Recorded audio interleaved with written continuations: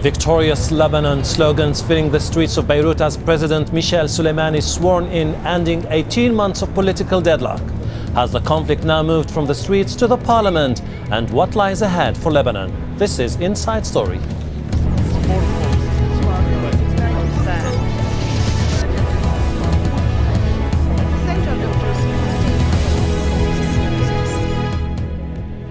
Hello, I'm Hashim Ahalbara. Lebanon's newly elected President Michel Sleiman has moved into his official residence, where he will spend his 6-year term after being elected to the post on Sunday. His first task is to appoint a prime minister from the parliamentary majority, as the hopes of a nation rest on his shoulders. Bithen Howe reports. There was no time for first-day nerves for Lebanon's new president, Michel Sleiman, as he approached the presidential palace in what is being heralded as a new era for Lebanese politics. He was sworn in on Sunday after a parliamentary vote in the presence of around 200 dignitaries, led by the Emir of Qatar, who brokered the Doha agreement that led to his almost unanimous election. Also present was the Saudi foreign minister, along with the Syrian, Iranian and the French, and a delegation from the US Congress, all accused of fueling the Lebanese crisis. But that didn't deter Sleiman from declaring that from now on, Lebanon will no longer be a battlefield for other countries' conflicts. Let's start a new era, he told his fellow Lebanese, where Lebanon and the Lebanese are the priority. I call on all of you, politicians and citizens. Let's start a new era, one where Lebanon and the Lebanese are the priority, with a progressive vision in order to serve the interests of the nation. This should be the priority prevailing over all confessional and sectarian interests. The new president gave a long, comprehensive speech tackling all the thorny issues. Nonetheless, he did it diplomatically, walking the same fine line he took when he was the Lebanese Army commander that brought him to office. 2 weeks ago, 65 people were killed when armed supporters of the Hezbollah-led opposition took control of much of Beirut. The clashes were the worst internal violence in Lebanon since the country's civil war. Michel Sleiman acknowledged the enormous challenge he is taking on and urged all Lebanese to commit to their future. Now his supporters are calling for a grace period for the newly elected president to ease himself into office. But with a prime minister to choose and a new electoral law to enforce, it is unlikely Michel Sleiman will be allowed such a luxury. Bithen Howe for Inside Story. Joining us to discuss Lebanon with Michel Sleiman and the challenges ahead in Beirut, Mohsin Saleh, professor at the Lebanese University. Saleh Al-Mashnouk, political analyst and regular contributor to Al-Nahar newspaper, and Alasser Krook, director and founder of Conflicts Forum and a former EU mediator with Islamic movements. Thank you very much indeed, gentlemen, for joining us. Let me start by asking Mr. Mohsin Saleh. Mr. Mohsin, what's the top priority now for Michel Sleiman?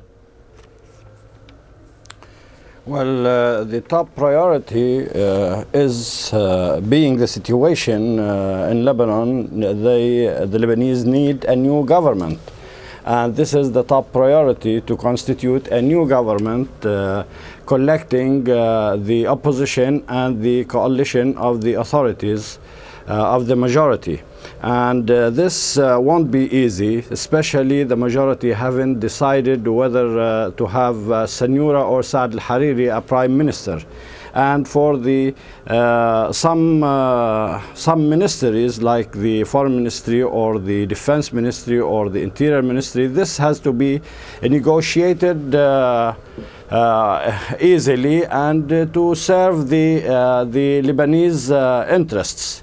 Actually, I should say that there is another thing. If the majority would insist on some critical issues, General Sleiman, President Sleiman, this new prudent president, I would say, would have to deal also critically with these issues. Anyhow, in his sworn, he really gave a very good statement about the major issues in order to rebuild the confidence between these two teams. Rebuilding the confidence, by everybody knows this is going to be absolutely extremely delicate issue. Let me go to Saleh Al-Mashnouk. That's true. What can the Lebanese achieve through a national unity government when they have that same opportunity which was squandered months ago, and then members of the cabinet from Hezbollah, from other movements decided to withdraw? Well, not many issues, but the National Unity Government is a platform for the wider political spectrum to enjoy relative political stability, economic stability, and relative peace. So basically, the major issues have not been dealt with in the Agreement of Doha, and this will not allow the government to proceed on major controversial issues and to deal with them in the next government. However, you have an entire year, almost 11 months, to deal with a very important issue for most Lebanese, and that is the economic issue and the implementation of the Paris III reforms and many other issues related to the economic spectrum. Also, on the other hand, you will begin, as President Sleiman mentioned in his speech, a quiet yet constructive and positive discussion over the issue of the arms of Hezbollah. I must point out here that President Sleiman gave an excellent speech, which leaves me positively cautious. However, I'm delighted about the content of the speech. I think it was very well written. It was very modest in its content. It served most of the political parties with their key demands. Many of the key issues that he perhaps was not expected to bring up, he did. You can mention the issue of the international tribunal. You can mention the issue of the army deployment in the south, the mentioning by name of UN Security Council Resolution 1701, and the issue of diplomatic relations with Syria. Many of those issues will form the basis, core of the 6 years to come, at least hopefully so. Alistair, isn't this a source of concern, that should be a source of concern for the Lebanese, the fact that they have reached an agreement, but they seem to be in a position where they had to bypass the contentious issues, like mainly the issue of the weapons of Hezbollah? No, I don't think so. In fact, I think what has happened is very normal and to be expected. When any people has been close to the brink, very edge of conflict, it's quite normal that everyone falls back into positions and identities with which they feel safe. They have felt very vulnerable and very exposed during this period, all of the various confessional faiths here in Lebanon. So they need a period of safety, if you like, before they reach out to all the issues. I think it would just be unrealistic to expect in 2 days in Doha to deal with all the very difficult issues that are before Lebanon. And I think the greatest danger facing the president will be too high expectations. You know, you're not going to resolve all these issues in a short time. In a sense, Lebanon is reverted back to a sectarian basis, at least in terms of its constituencies.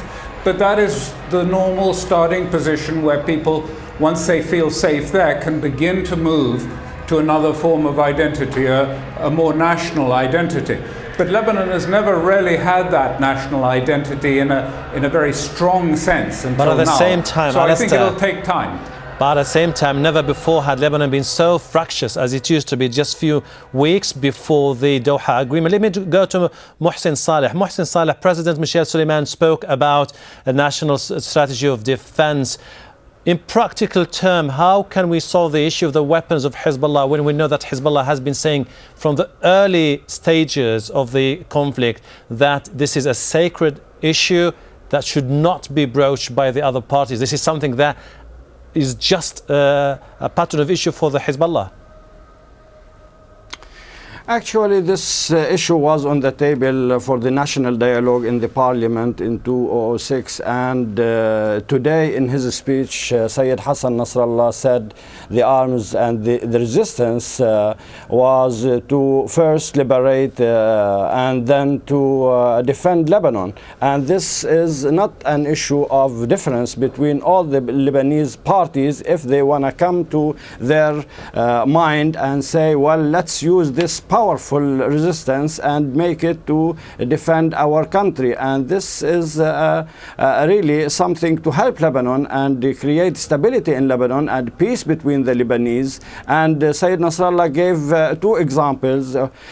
In the Liberation Day in 2025 of May, nobody was touched, even in a slap or something, and everybody was satisfied except for the betrayers. They went to Israel with their army, and now General Sleiman, President Sleiman, said let's also benefit from this resource of power in order to put it in a strategic defense plan in order to protect Lebanon with the army, and the Lebanese should be satisfied with this kind of proposals. I think this is not a problem if the Lebanese want to defend Lebanon and not get orders from United States or Israel. Now, Saleh al-Mashnouk, the Lebanese will go to the elections in 2009 with a new reference, which is the 1960 electoral code. Is this good news for the Sunnis, for the Shias, and for the Christians? Well, it's not exactly actually the 1960 code. It's the 1960 code with a few amendments. Exactly. That is good news for everyone. It has been acknowledged among most political forces that the electoral law more or less imposed by Hezbollah and Amal in 2005, which was the 2000 electoral law, is quite simply unfair. The new electoral law that was drafted in the Doha Agreement is actually quite fair, except for a few points that should be dealt with before the Parliament actually convenes and decides on this electoral law. I can mention the issue of Baalbek al-Hirmil and the issue of Beqa al-Gharbi wa Rashaya. Some issues that Hezbollah has refused to deal with, although if you want to go by one law for everybody and have the exact same divisions for everybody, you would have to deal with them. I conducted a study with some fellow academics concerning the potential results of the 2009 elections, and I strongly believe within the current divisions that the March 14th alliance would be able to win not by a landslide, but rather by a difference of 7 to 8 votes. In addition, you'd have 2 or 3 independents, which is given the political spectrum in Lebanon a positive thing. Maybe Michel al-Mor and some of the Armenian let me go candidates. very briefly to Mr. Al-Sakrouk. Mr. Al-Sakrouk, do you think that it's going to be easy for Saad al-Hariri, for Hassan Nasrallah, and for all the leaders to forget what happened few weeks ago and to start a new chapter for the country? Well, look, at the moment it's still fresh in everybody's mind, and people feel very bruised by what's happened. All sectors of the community are still quite nervous and quite anxious despite this new beginning that's taken place in Doha. But you know, with a little time, I think these anxieties will abate and will calm a bit. And once Parliament gets back to the day-to-day politics of Lebanon, to the economic issues, which are probably going to be extremely difficult here in Lebanon, as for the whole of the region, I think we'll find some of these memories passing a little bit. But quite clearly, it's something that will have to be addressed in the future. The question of how to create a defense strategy for Lebanon as a whole, and the role of the resistance in that. And historically, the best method of that is to find an agreement by consent by which the resistance actually helps, becomes an auxiliary, or actually integrates into the defense of the country. It's happened in Namibia, it's happened in Ireland, and it's happened in other places too. Gentlemen, time for a short break. When we come back, we explore the future of Lebanon under the new leadership. Stay with us.